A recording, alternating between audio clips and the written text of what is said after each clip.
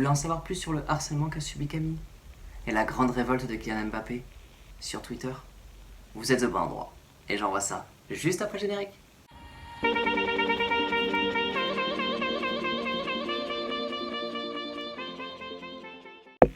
Bonjour à tous et merci beaucoup d'avoir cliqué sur cette vidéo. On se retrouve enfin. Si jamais tu n'es pas abonné, sache que c'est hyper simple, c'est gratuit, tu le fais juste en bas. Dans tous les cas, tu es le bienvenu. Je sais que vous voulez les dernières informations sur le mercato du PSG, mais juste avant, j'aimerais raconter l'histoire de Camille, car l'histoire est extrêmement grave. Camille a seulement 8 ans. C'est une grande combattante et elle donne toute son énergie pour l'association Un Sourire pour Camille. Dimanche dernier, elle a publié une vidéo disant à Mbappé: s'il te plaît, Mbappé, reste à Paris, on t'aime, la France t'aime. Coucou Kylian, à Paris et en France, il y a des millions de supporters qui, comme moi, t'aiment vraiment beaucoup. Alors s'il te plaît, reste au Paris Saint-Germain et continue de nous faire rêver encore longtemps. Kylian, je te souhaite une très belle année avec le Paris Saint-Germain et l'équipe de France. Je te fais plein de gros bisous, on t'aime. Jusque-là, rien d'anormal. On reste quand même sur une enfant qui est fan du PSG, fan de l'équipe de France. Une supporter du PSG, tout simplement. Elle est fan. Et donc, du coup, elle adresse son message à Kylian Mbappé. Le problème, c'est que c'est pas Mbappé qui a répondu en premier. Je crois qu'il a peut-être mis 2-3 jours à répondre. Mais c'est une quantité incroyable de rageux, de haineux et de stupides personnes qui sont venues lui répondre par des messages aussi dégueulasses soient-ils. Par de la haine, de la violence. Je vous laisserai, il y a un lien dans la description pour aller voir ce qu'ils ont répondu. C'est juste affreux. Rien qu'à un adulte répondre ça, c'est affreux et c'est du harcèlement. Mais répondre ça à un enfant de 8 ans, c'est inimaginable. Camille se bat donc pour les enfants malades, les très jeunes enfants qui sont malades. Heureusement, après cela, Mbappé a réagi sur Twitter et a redonné la force à Camille en disant tout simplement qu'il fallait relever un peu les yeux et regarder où est-ce qu'on en était à faire ce genre de harcèlement, de cyberharcèlement en fait. Et invite toutes les personnes concernées à se remettre fortement en question. Sachez qu'aujourd'hui, le harcèlement, le cyberharcèlement est totalement permanent sur les réseaux sociaux, sur Twitter, sur YouTube, sur Instagram, sur Facebook. N'importe où que vous soyez, il y a du harcèlement, moral ou physique. J'invite vraiment tous les adultes à sensibiliser leurs enfants là-dessus et vraiment à les protéger de ce qui peut se passer sur les réseaux sociaux. Donc le but de cette vidéo n'est pas forcément de savoir qui a fait ça, mais juste d'aller envoyer un maximum de force à Camille. Vous avez du coup le tweet de Camille qui est rempli de harcèlement inhumain, dégueulasse, horrible. Et vous avez également la réponse de Kylian Mbappé. Sur les deux, faudrait juste envoyer un maximum de force. Je compte absolument sur vous. Tu as un abonné, tu n'es pas abonné, c'est pas grave, je compte sur toi à mort. Maintenant que vous savez ça, on va passer directement au mercato. Merci à tous d'être restés jusqu'à la deuxième partie. On va attaquer directement avec Paul Pogba.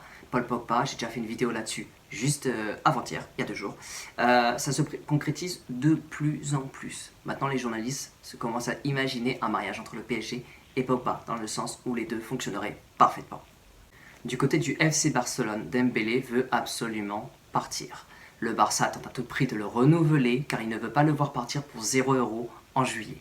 Mais Dembélé a dit non. Il a clairement refusé l'offre d'un coup de balai. Donc Dembélé va être libre, je pense. Vers qui se dirigera je pense pas que le PSG soit le premier club dans lequel il ira, malheureusement. Et enfin non, pas malheureusement, parce que moi personnellement, c'est pas le premier joueur que j'ai envie de voir. Et je pense pas qu'il corresponde totalement aux attentes du PSG pour ces 2-3 prochaines années. Pour ceux qui avaient encore des doutes, Pochettino, c'est bel et bien fini. La presse vient de confirmer qu'il y a un échange entre United et Pochettino. Donc Pochettino sera bel et bien, peut-être. Pochettino veut absolument aller à United. Mais United voudrait également le coach de l'Ajax. Mais Pochettino est en train de faire le forcing pour y aller à la place du coach de l'Ajax. On en vient enfin aux plus grosses informations du côté du PSG. Malheureusement, Kimpembe n'a pas eu de renouvellement de contrat. Son contrat s'arrête en 2024, mais il n'a toujours pas eu de négociation avec le club. Marquinhos a eu son salaire revu à la hausse, justement, dû à son statut, mais Kimpembe, ils n'ont rien dit sur lui. Donc il y aurait peut-être une sortie qui s'imaginerait. Kimpembe aurait peut-être envie de partir du PSG, et qui sait qui voudrait l'accueillir, c'est Tourelle du côté de Chelsea. Pour ma part, je pense que c'est une très très mauvaise idée, et à mon sens, je pense que Kimpembe va faire un petit coup de forcing, va essayer de négocier, mais je pense qu'il restera au PSG. Il n'ira pas à Chelsea. Très très bonne nouvelle du côté des gardiens. Rico va être prêté, attention, ce n'est pas encore fait, ce n'est pas signé, mais il va être prêté à Majorque. Mais malheureusement, encore une fois, c'est un prêt sans option d'achat. J'ai l'impression que Leonardo ne sait absolument pas vendre et se débarrasser de ses joueurs. Côté de Manchester United, il semblerait que Rashford voudrait quitter le club à la fin de son contrat, donc d'ici très peu de temps. Et Pochettino voudrait l'accueillir au PSG. Ça ressemble quand même à une histoire drôle, sachant que Pochettino sera le futur coach de Manchester United. Cette histoire ne semble pas très ronde quand même. Donc il faudrait sûrement demander à Pochettino d'être un peu plus patient, d'attendre qu'il soit viré pour être récupéré à United. Et là, à ce moment-là, il essaiera de négocier pour garder Rashford. Ce qui sera une toute autre histoire. Enfin, on en vient à la dernière information pour tous ceux qui avaient des doutes sur l'arrivée ou non de Coman au PSG. C'est terminé, Coman vient d'accepter une prolongation de la part du Bayern. Et malheureusement c'est tout pour le mercato, mais vu qu'on est en pleine période de mercato et que ce n'est pas fini, attendez-vous à me revoir très vite. Ne vous inquiétez pas là-dessus. N'oubliez pas de laisser un like pour le référencement et des grosses vidéos vont bientôt arriver encore une fois. Le Barça contre le Real, le gros classico, le match le plus important de l'année. Je vais faire un débrief là-dessus. Il y aura également une vidéo très importante sur pourquoi Pochettino n'a jamais pu être le coach idéal pour le PSG. Je vous laisse. Merci beaucoup pour votre soutien et à très vite. Prenez soin de vous.